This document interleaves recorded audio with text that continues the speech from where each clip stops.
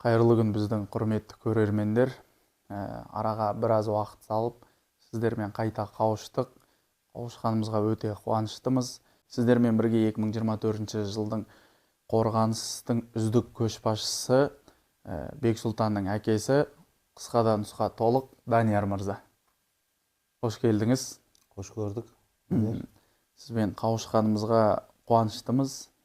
Біріншіден, екіншіден мынау сұхбатымызды бастамас бұрын өзіңізді таныстыра кетсеңіз, Алла берген неше бала шаға бар, өзіңіздің отбасыңыз жайлы, өзіңіз жайлы бір тоқтала кетсек.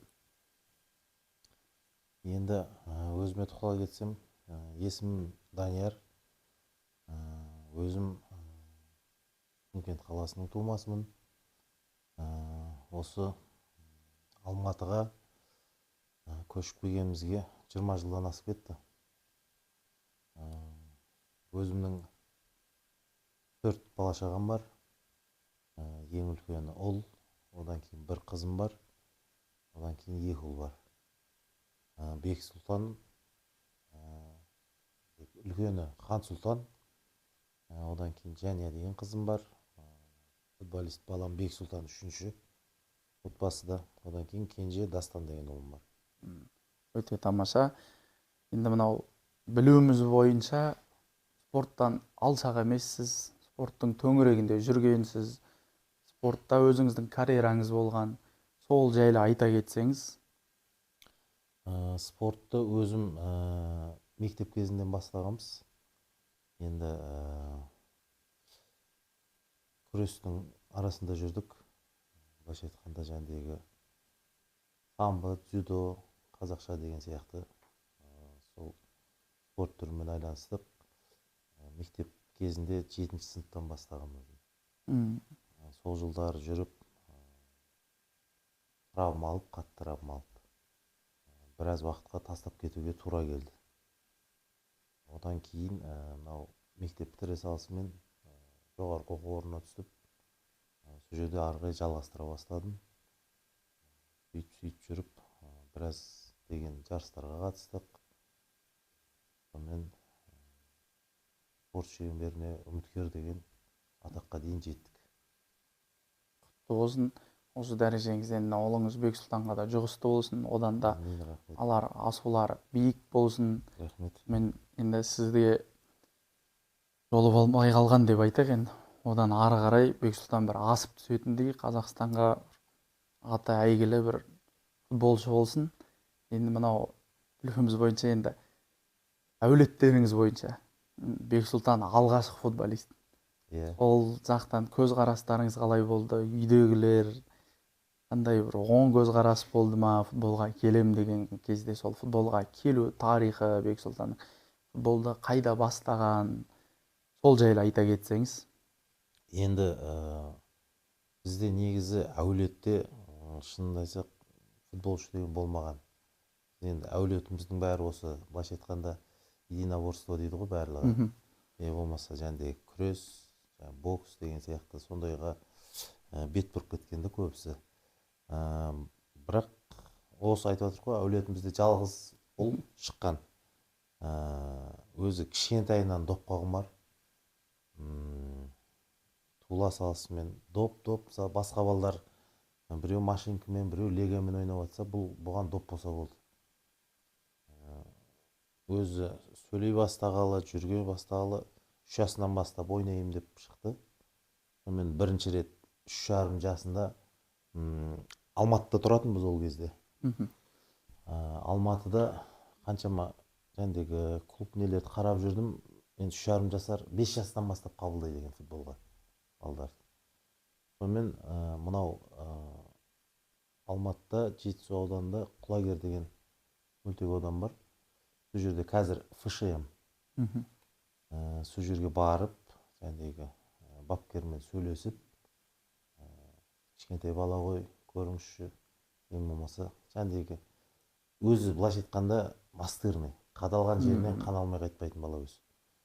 Содан кейін мынау талпынып тұрған бала алшы, ең болмаса осы жерде жүріп көрсін екен деп, сол жерге алып барған бірінші 3,5 жасында. 3,5 жасында барып, енді кішкентай бала болғаннан кейін бұл жаңағы ойлады, футбол деген аяққа доп түседі, болды, ойнап кете берем дегендей қылып. Бірінші жаттығу болды, жаңағыдегі фишкалар қойылды, преградалар қойылды, жаңағы барьерлер секіретін. Содан өткізе бастады. Бірінші қарағанда кішкене ойыннан көрінді, представлениесі басқаша болған футболда. Содан кейін бұл о жерден шықты. Бірақ сонда да уже соңынан футбол ойнатып жібергеннен кейін қызығушылық артпады. Күннен күнге. Тұрғаннан доп, жатқанға дейін доп. Былайша айтқанға осы күнге дейін үйде люстра қоймайды, басқасын қоймайды деген сияқты. Содан кейін, ол ФШМ-нан кейін біз осы Қаскелеңге көшіп келдік. Қаскелеңде ең бірінші енді білетінім мына жерде Алтын ауыл мөлтек ауданында Қайраттың филиалы ашылған болатын. Сол жерге бердік. Сол жерге беріп, бұл жәндегі өзімнен үлкен балдарым барды енді о жерде. Көпте уақыт болған жоқ. Менің жәндегі жұмыс қызметімен Астанаға кетуіміз керек болды. Содан Астанаға барып, сол жерде мен жұмыстам, өзім кеткеніме 4-5 ай болған, одан кейін отбасымды алдырып алдым қасыма. Барған екен, енді Астана уже ерте қыс түседі о жақта. Жәндегі жұбайым қатты білмейді қаланы. Сол төңіректен балдарымыз мектепке бердік. Бір күні кешке жұмыстан келіп жатсам, маған айтады, осындай мектептің артынан бір ангар көріп қалдым. Көрейікші деп, демалыс күні екеуміз бірге бардық. Сол жерге барсақ, Астана Junior деген клуб бар екен. Сол жерге барып, сөйлесіп, ол кезде как раз бұл 5 жаста болады. 5 жасында апардық, сонымен тренер алды бұны. О жерде бұл ең төменгі жастар 2012-лер тұғын. Бұл өзі 2016 жылғы еді. Сөйтіп 2012-лермен жаттығу жасай бастады. Сол жерде жақсы ашылды. Бапкерлер үлкен кісілер болды, жақсы, өте керемет. Сол жерде жақсы ашылып келді. Содан кейін бір 5 айдай ма сол жерде жаттықты жақсылап, сонымен қайтатын болдық үйге. Сөйтіп қайтатын кезде және бапкерден сұрады, енді біз осылай үй жаққа қайтып баратырық, Алматы жаққа. Бізге кімді ұсынасыз? Қандай жер бар, қандай клуб бар, дұрыстау дегенде. Сол кезде енді білмедім, бірақ Алматының қай жеріне барасыңдар нақты деп. Біз айттық, осындай Қаскелеңде тұрамыз. Қаскелеңге баратырық деді.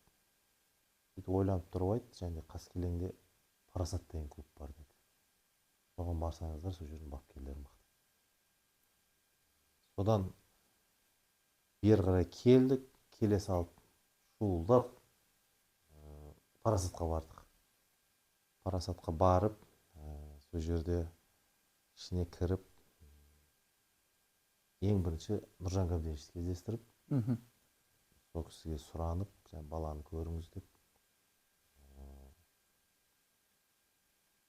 ол кісі қарап, жәндегі 2013-тер өзінің возрастан үлкендердің қатарына қосты, болады екен қосуға деп, тәжірибесі бар екен дегендей.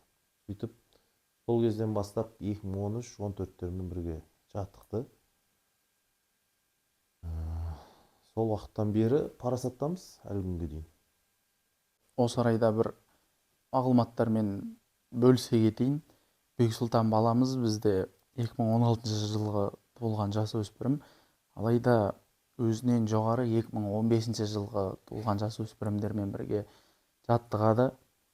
Толыққанды 2015 жылмен жаттығу өткізеді, және 2015 жылғы балалармен бірге жарыстарға қатысады.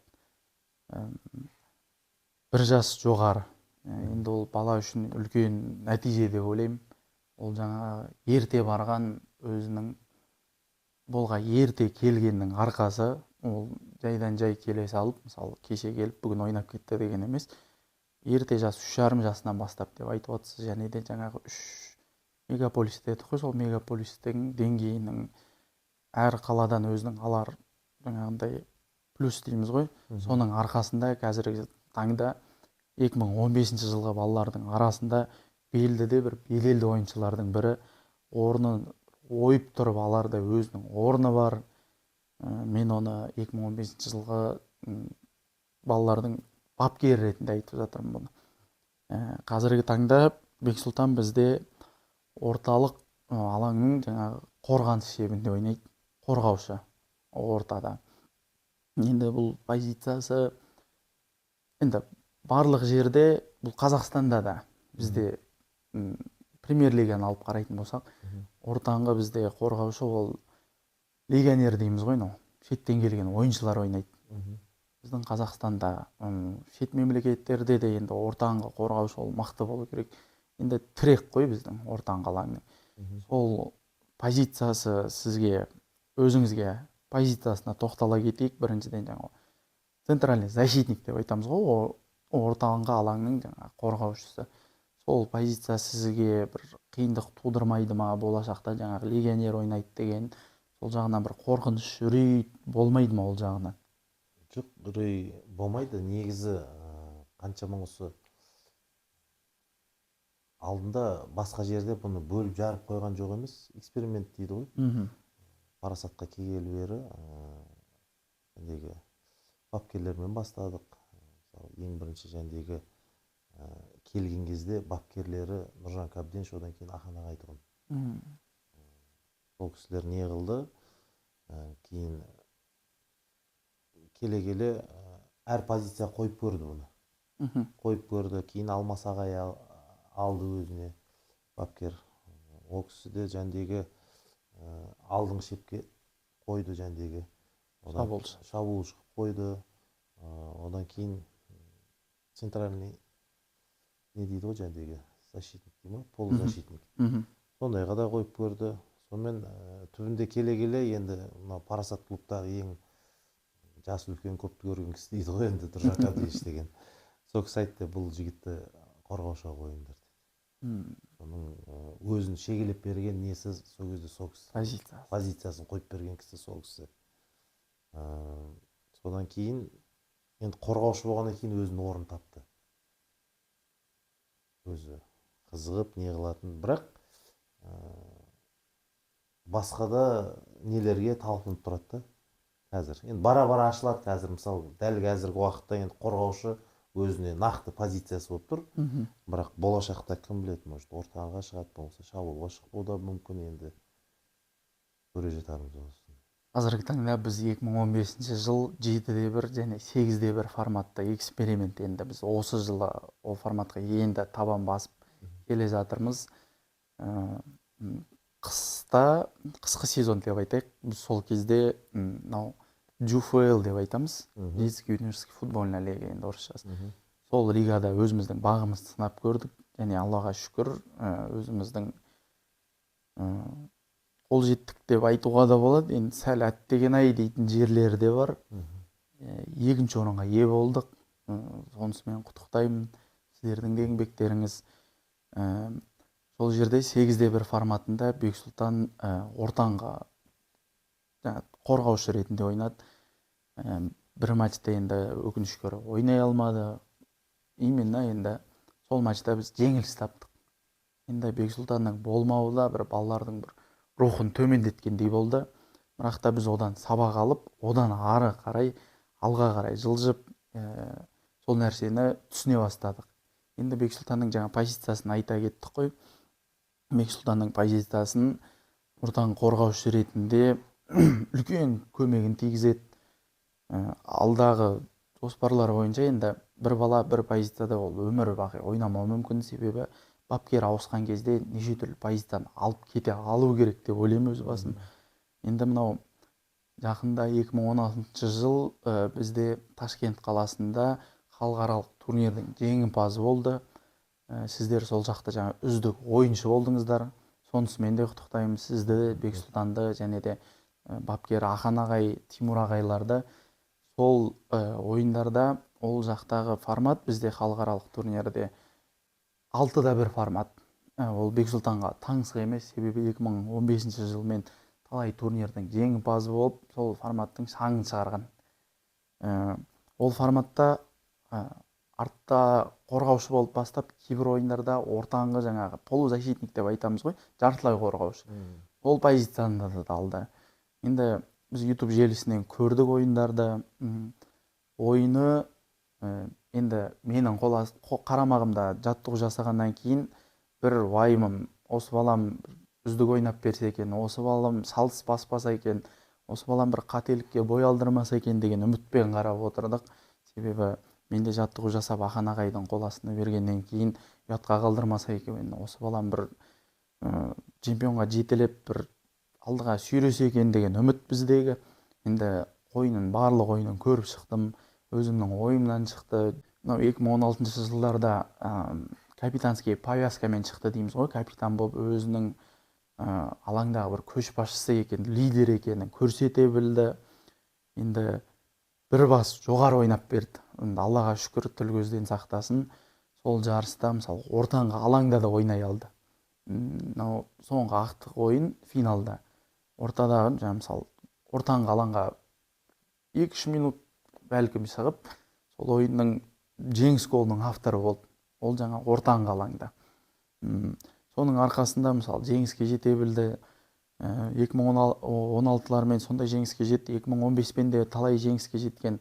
Ол позицияда да ойнап көрген. Енді мен бапкер ретінде бұл мағлұматты жалпы көрермендерге айтып жатырмын. Жаңа бір позицияда ойнап қалды. Позициясы тек жаңа ортаңғы қорғаушы емес, ортаңғы алаң жартылай қорғаушы қызметінде жақсы атқара алады. Ендігі кезектегі біздің сұрақ, мынау жаңа Дюфуэлді айта кеттік қой.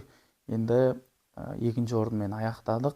Енді алдымызда QFL, қалалық футбол лигасы. Бірақ ол жерде формат 7-1. 7-1 форматтағы біздің алғашқы жарысымыз. 8-1-ден кейін 7-1 бізге қатты қиындық соғады деген ойда емеспін. Себебі 8-1-ден кейін 7-1 бір оңай соғу керек. Бірақ бұл жерде Алматы қаласының жаңағы алпауыт 10 командасы өнер көрсетіп жатыр. Біз ол жарыстағы жорығымызды өткен аптада бастадық. Жайран оранжевый дейміз ғой, сол командамен бастадық. Сол жарысқа толықтай бір тоқталып, өз ойыңызды айта кетсеңіз, жарыс туралы, жарыс бірінші ойын өтті, жарыстан қандай нәтиже күтесіз, сол туралы бір-екі ауыз сөз айта кетсеңіз. Енді жарыс кеше басталды. Жайранмен бірінші ойынды ойнадық, Жайран оранжевыймен. Ойын керемет болды енді. Әр бала өз орнында тұрып, өз қызметтерін атқарды енді. Басында кішкене қобалжулар болды енді. Қалай болады екен, не болады екен. Жаңа жарыс болғаннан кейін. Жаңа жарыс болғаннан кейін, формат жаңа болғаннан кейін жәндегідей. Бірақ 8-1-де уже ойнағаннан кейін 7-1 сәл жеңілдеу болады деген үмітпен отырдық енді. Алла бұйыртып, олар Жайран оранжевыймен ойнап жеңіске жеттік. 5-0 болып.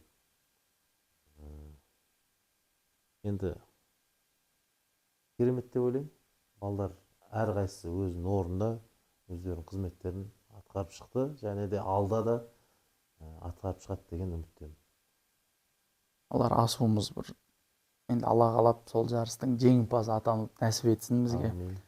Жаңа Дюфуэлді айта кеттік, сол тақырыпқа қайта оралсақ, бізде әлі мынау марапаттау рәсімі болған жоқ ол жарыстың. Енді бапкер ретінде маған да бір қоңырау шалып сұранып болып жатқан жоқ. Енді кейбір жарыстарда бізде жаңа бапкерлердің келісімен кейбір жаңа ойыншыларда марапаттау береді. Сол жарыста сіздің ойыңызша, енді Бексұлтан баламыз әрине ол озық қой. Одан басқа да балалары Дюфуэл жарысында сіздің ойыңызша өзінің деңгейінен жоғары деңгейде ойнап берген бір ойыншы, көңіліңізден шыққан ойыншы бір болады ғой, бір көп нәрсені күтпей, бірақ сол көп нәрсені жасап берген бір ойыншын кім деп ойлайсыз? Енді бұл жерде айтатын болсақ, бір ойыншы емес, бірнеше ойыншылар бар. Өздерін жақсы көрсеткен, білмеймін, енді өз қарасым, өз ойым дегендей ғой, өзіме ұнаған. Енді сөзсіз бірінші кезекте ол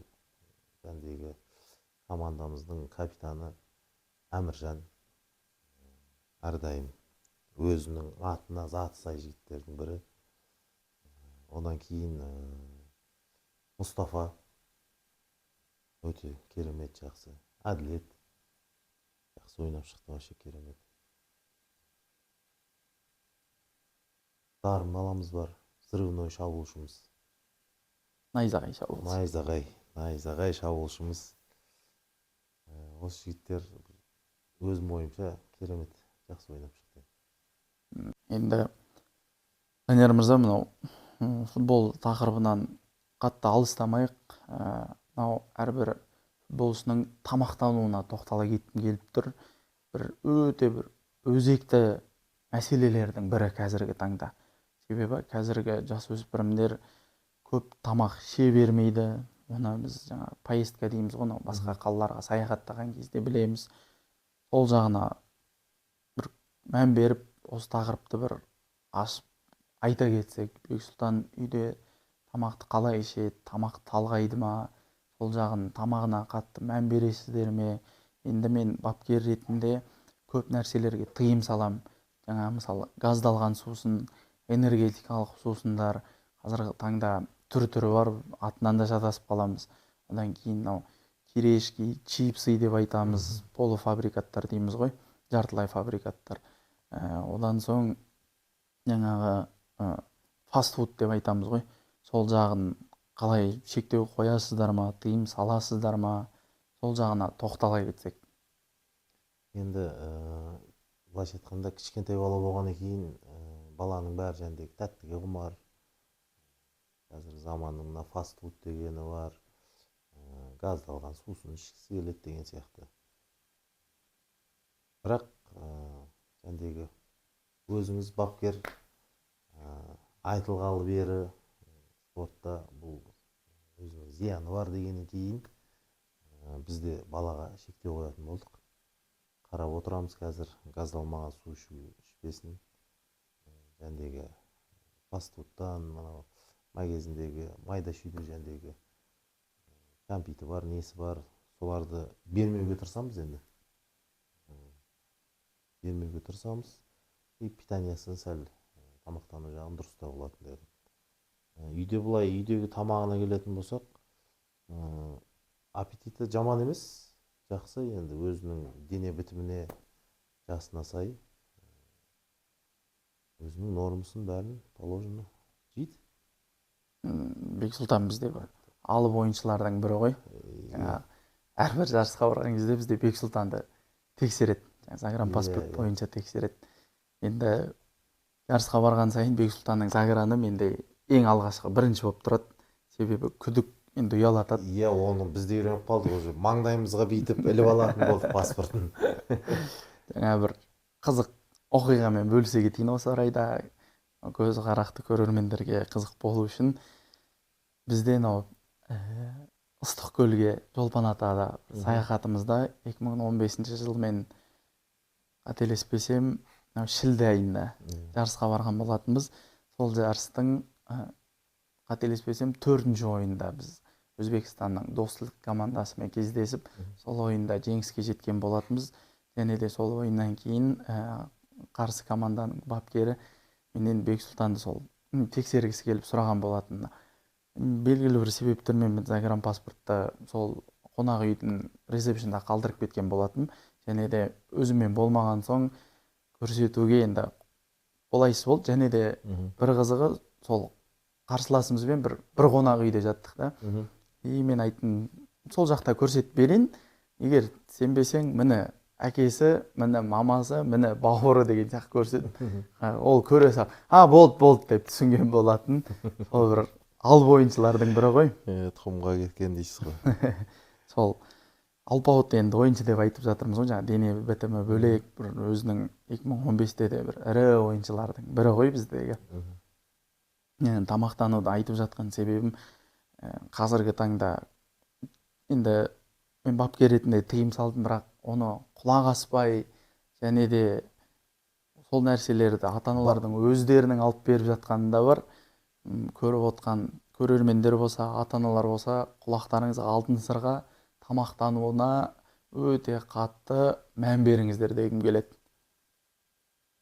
Ол жағын менде де еркелету деген жоқ қатты. Бала болғаннан кейін сәл қысыптап ұстау керек.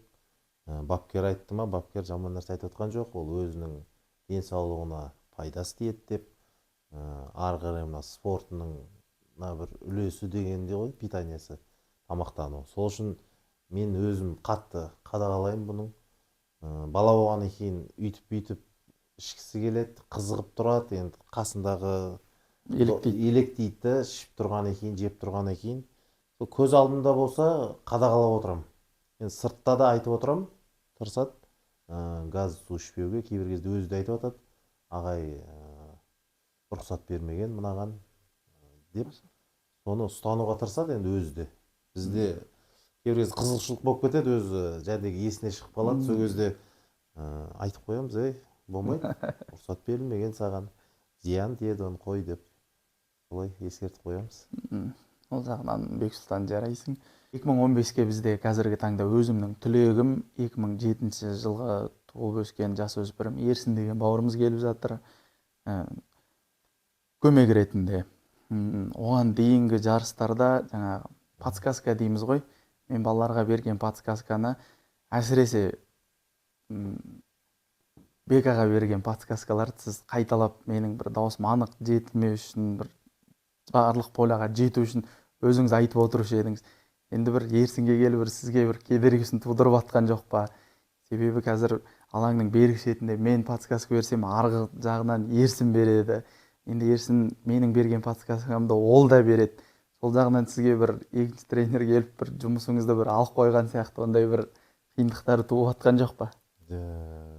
Енді басында қатты кетіп қалатынбыз. Енді айтатын ғой, біздің әулетте футболшы болмаған, футболға қызықпағанбыз. Мысалы, мен өзімде футболға қатты қызық неғаған жоқ едім. Осы балам неғалы көрермен ретінде алаңға шыққаннан кейін енді әкесі болып тұрғасын жанып кетеміз ба, даусымыз кетіп қалады. Енді дауыс кеткенде бүкіл алаңдалады енді дауыс. Енді ол жағындай жасыратын несі жоқ. Бапкерді де озып шығамыз енді дауыспен. Ол былайша айтсақ, кеше мысалы Ташкентке жарысқа барып келдік 2016 жылдармен. Ахан деген бапкеріміз бар, өзі дауысы жуан, дауысы да ол кісінің дауысы да кем емес, жарқын шығады.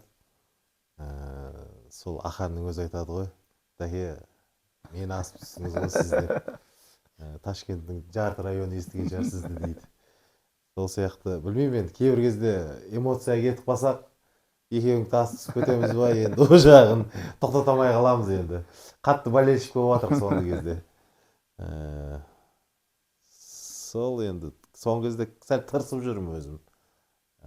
Көп комменттерді етпен, ішімнен тістеніп алып, болеть етіп тұра беретін болдым мен. Жәндегі парасат алға деген бір сөз жаттап, одан артық не қылмай қояйық деп.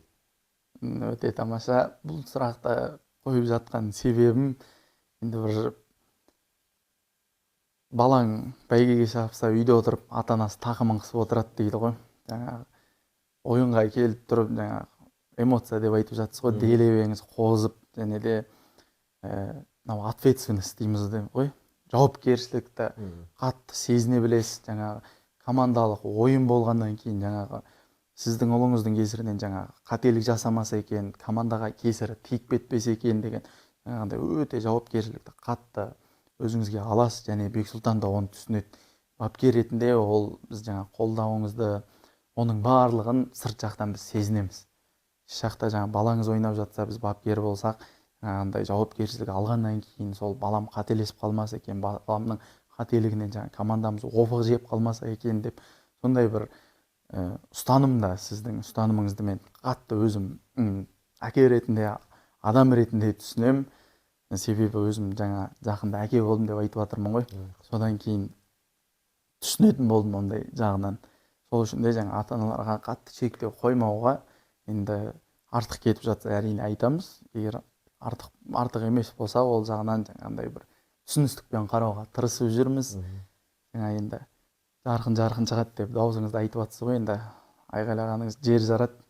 Оны біздің көрермендердің барлығы білет деп ойлаймын. Оны дәлелдеудің де қажеті жоқ. Түрлі-түрлісінен кетеді ғой. Эмоцияға басып. Енді мынау Дәкеңді біраз уақыт болды сіз танығалы бері. Жаңағы Дәкеңді айтса бір мынау аспаздық, кулинария дейміз ғой. Сол жағы бір қатты өзіме бір сіздің қолыңыздан жаңағы дәмауыз дегеннен кейін бе екен, әлде бір сіздің тамағыңыз бір тәтті болғаны ма екен, сізді бір аспаз ретінде сол жағынан айта кетсек, үйде тамақ дайындайсыз ба балаларға, немесе ол бір арасында болып тұрады ма? Енді мынау еркектер қауымы болып шыққан кездегі бас аспаз енді өзіңіз. Сол жағын бір тоқталып, бір-екі ауыз сөз айта кетсеңіз. Енді бұл аспаздық деген өзім негізі өзім отбасымда әке-шешемде біз 4 ұлмыз. Ағам бар, 2 інім бар, бауырларым. Қыз баласы болмағаннан кейін бәрін өзім істеуге тура келді. Бөлісіп аламыз. Ағам екеуміз үлкен болғаннан кейін ас үйде тамақ даярлауда, үйді жинауда, әкеміз армейский дейді ғой, армияның тәртібімен таңертең тұрып бәрін қақтай қылып, соның бәрін үйреткен. Соның арқасында жайлап өзіме былай қарасаң, негізі аспаздық ұнайды. Бір уақыттар ойланатым, аспазшы болсам ба екен, мамандығым деп. Хобби ретінде де кейбір кезде өзім бір не айғанды көремін. Эксперимент жасап деген сияқты кейбір кезде. Көбінесе мұнау достармен, таза ауаға шыққанда, табиғат аясына шыққанда, сондай жерлерде бір тамақ жасаған өзіме кішкене бір ұнаңқырайды. Эксперимент жасап, басына көрген деген. Бұлай үйде келетін болсақ, енді бойдақ кезде істейтінбіз. Үйленгелі бәрін тапсырып бердік. Жұбайым жасайды, енді жақындамаймын мен ондайға. Бұл сұрақты қойып жатқан себебім, Дәкеңнің енді жасаған тағамдарын жеген адам бұл сұрағыма дәлел деп ойлаймын. Менің сөзімді растай жатар. Дәкеңнің енді аспаздық шебері ол өте жоғары. Мынау спорт шебері деп айтып жатсыз ғой, үміткер деп. Мынау аспаздық шеберлігіңіз өте жоғары. Барлық сіздің қолыңыздан дәм татқан жандар дәлелдей жатар. Жаңа айтып қалдыңыз, өмір жолым, сол бір өмір жолыңызға тоқтала кетсек, қазіргі таңда немен айналысасыз, қандай кәсіптесіз, сол жайлы айта кетсек. Қазір енді жалпы кәсіпкеріміз ғой. Алып сату деген бар. Сол салада негізі өзім мамандығым инженер. Бұлай айтқанда сатып алу мамандығының қызметкерімін. Сондаймен айлансам, қазіргі мынау закупочный дейді ғой, тендерлік, порталдар, сол саласында жұмыс жасаймын. Басқа мекемелерде де істеген жерлерім сол департаменттарды басқарғам. Кішкене отделдан бастап департаментқа дейін бардық. Сол салаларды істедік. Қазірде енді өзім сол жеке кәсіппен сол саланың айналасындамыз. Алла кәсібіңізге берекесін берсін, ұзағынан сүйіндірсін.